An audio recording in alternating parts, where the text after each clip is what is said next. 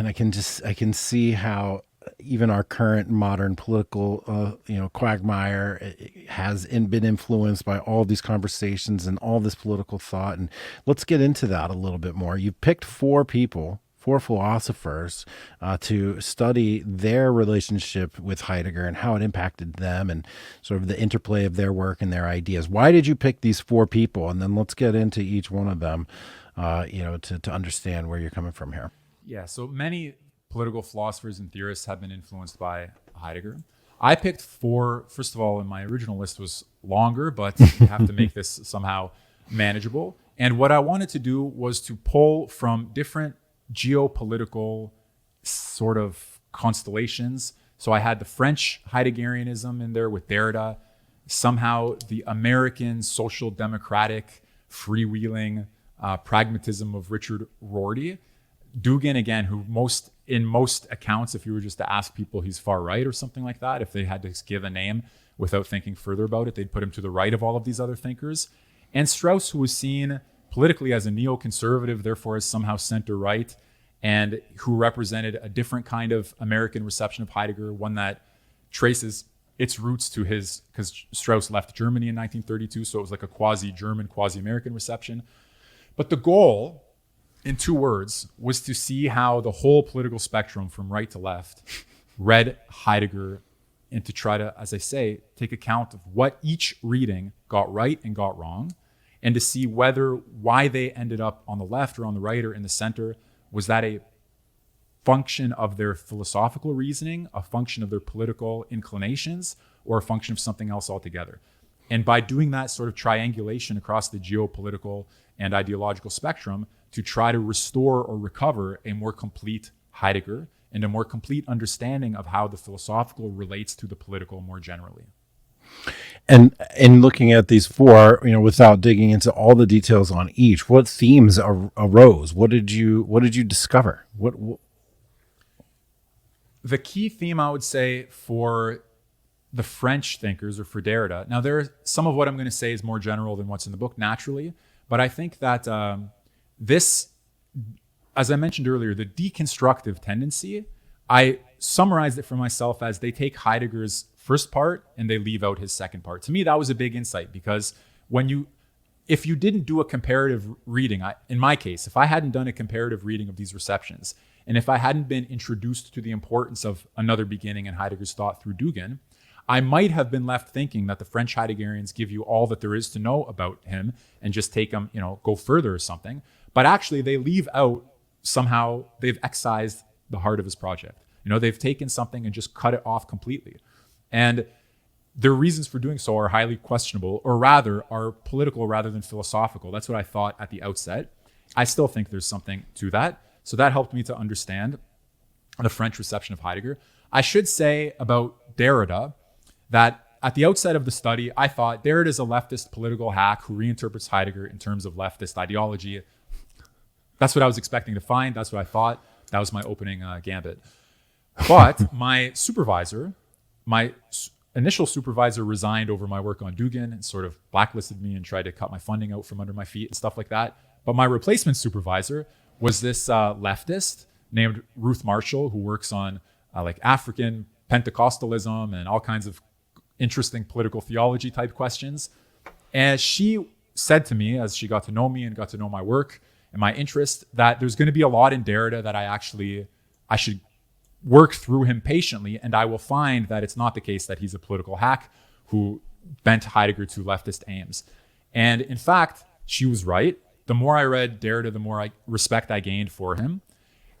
And the more I understood that he's extremely sensitive reader of these issues and of these questions. But one thing in particular, so before I was ever in academia, before I started studying philosophy as an undergraduate, first in Winnipeg, then in Vancouver, if any Americans know where these cities are or what they are, I'm sure you do. Yeah, Winnipeg, that's where I started my undergraduate studies. So before I even was thinking about going into university, I was very much into mysticism, into comparative sort of, I have an older brother and an older sister. We had books lying around the house by existentialists and psychoanalysts and beatniks, but also religious books and sort of mystical books. And I tended toward them, I read them, and I resonated with them. I thought they were super fascinating. And at some point, I seemed to discover that there's one experience that they're all having, the mystical experience, something like that, but that they're interpreting in terms of the tradition that's available to them. So someone was interpreting this most important human experience available to us. That's how they were characterizing it, like union with God, union with the Almighty. Someone was characterizing that as being crucified on the cross with Jesus. Someone was characterizing it in terms of something from their mystical tradition, Jewish, Islamic, existentialist, psychoanalytic. So that was really amazing to me. And that's what I wanted to study initially as an academic. I was going to go into religious studies.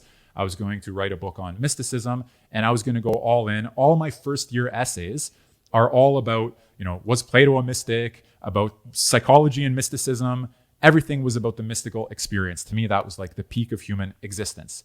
And one of the things I learned in working on Derrida and Heidegger is that Derrida related the mystical tradition to some of Heidegger's insights about our exposure to being and all of that kind of thing. So Derrida's sensitivity to the question of mysticism was really endeared him to me.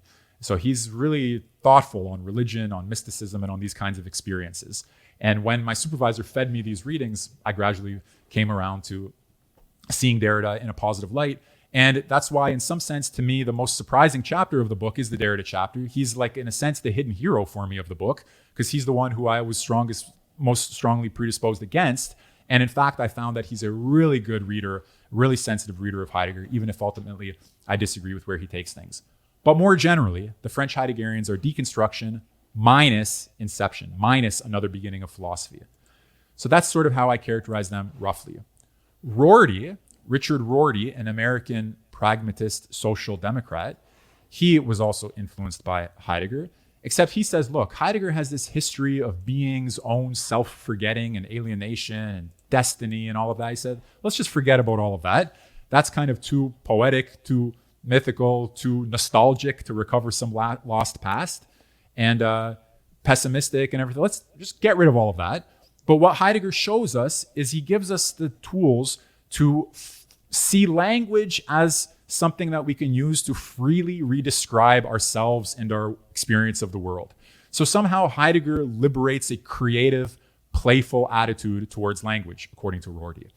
And if we forget about the motivation of wanting to know the truth or wanting to get to the essence of being, he's like, set all of that aside, just get rid of it, ignore it, and instead use what Heidegger taught you to have this new relationship toward the world that will give you sort of free expression of human and social individuality. Rorty has this idea, take care of freedom and the truth will take care of itself. Truth is what arises in the free, creative language games and speaking agreements and arrangements of human beings. Stop trying to orient your politics on the basis of nature, essence, or truth. Come to see all of that as metaphorical, none of it as real, and reality itself as a metaphor. And he learned that from Heidegger and sort of like gave him the ability of free redescription independently of the question of the truth of anything. I don't like that. I think that Rorty is on one side, he's Strauss, Heidegger, Derrida, Dugin, and myself all sort of worship philosophy. For us, philosophy is like the highest life. It's the philosophical supremacists is what I call them.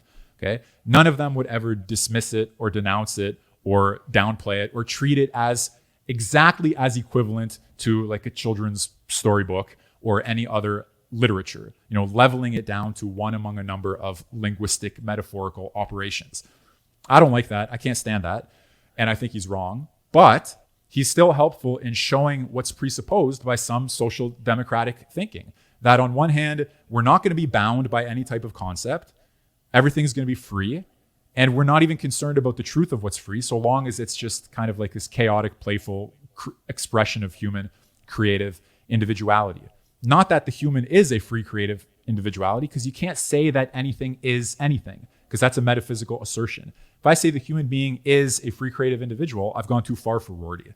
No, he isn't. But if you want to talk about it that way, go ahead. If it gives you access to something, if it helps you build a better boat or whatever, lets you have more fun, then go ahead. Just don't ever hypnotize yourself into believing that when you say that something is something, you're getting at the metaphysical truth of it. No, you're not. You never will.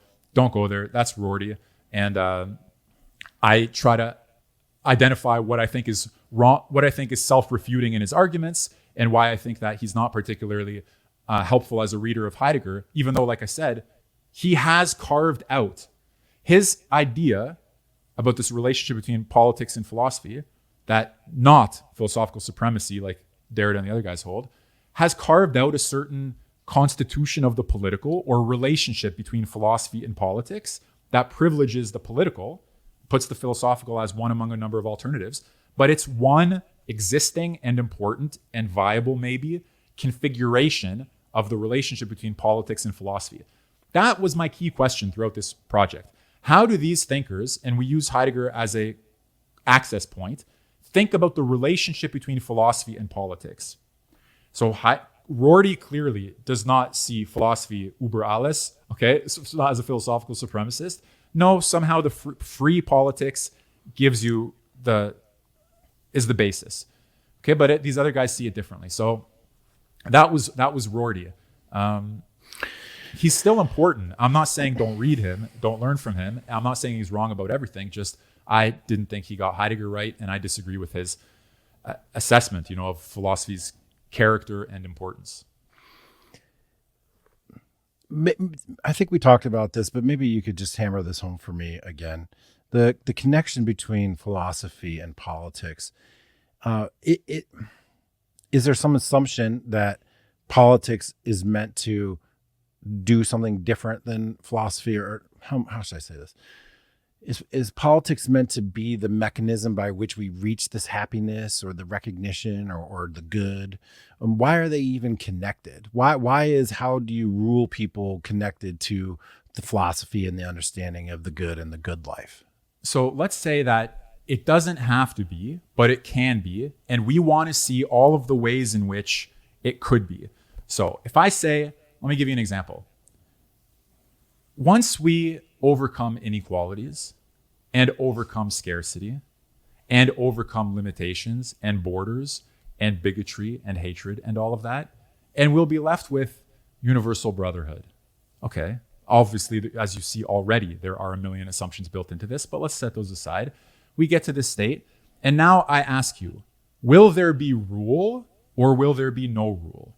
Will there be the need for authority or will there be anarchy?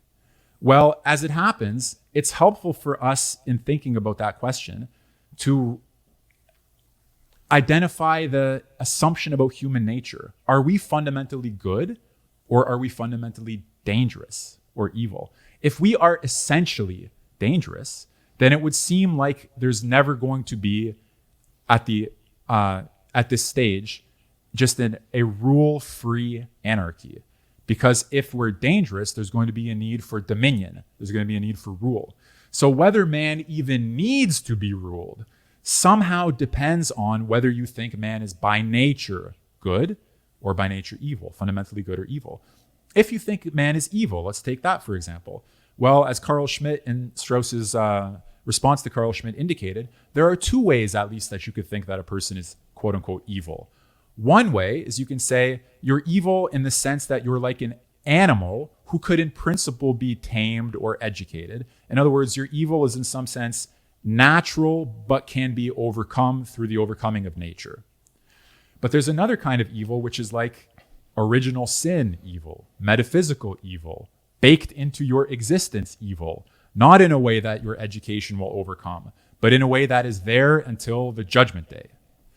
Well, if how I think about rule, morality, law, the need for nations or the need for globalism is in some sense dependent on my understanding of the goodness or evil of the human being, then I'm in that domain. I can't help but raise the question. So what does that mean? Is there a benevolent creator of the world?